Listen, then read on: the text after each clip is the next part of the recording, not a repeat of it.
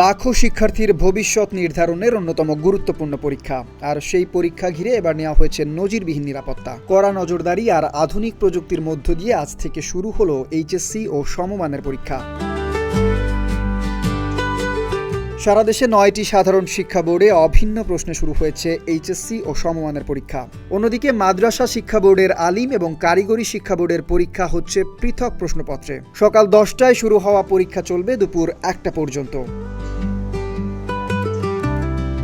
এবার দেশের 11টি শিক্ষা বোর্ডে মোট 12,70,583 জন শিক্ষার্থী পরীক্ষায় অংশ নিচ্ছেন। এর মধ্যে সাধারণ শিক্ষা বোর্ডে 10,69,714 জন। লোডশেডিং কিংবা ঘরের বাইরের তীব্র গরমে ওয়ালটন রিচার্জেবল ফ্যান থাকলে থাকবে শুধু বাতাস আর বাতাস।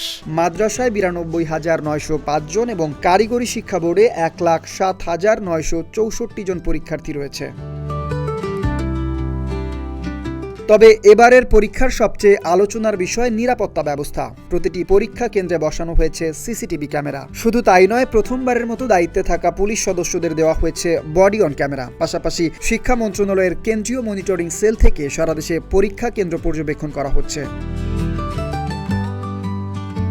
প্রথম দিনে সাধারণ শিক্ষা বোর্ডে বাংলা প্রথম পত্র, আলিমে কোরআন মাজিদ এবং কারিগরি শিক্ষা বোর্ডে বাংলা 2 বিষয়ের পরীক্ষা অনুষ্ঠিত হচ্ছে।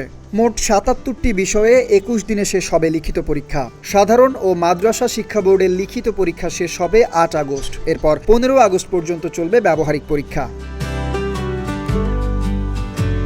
এবার 9,439টি শিক্ষা প্রতিষ্ঠানের শিক্ষার্থীরা 2,697টি কেন্দ্রে পরীক্ষায় অংশ নিচ্ছেন। আর সবচেয়ে বেশি পরীক্ষার্থী রয়েছে ঢাকা শিক্ষা বোর্ডে।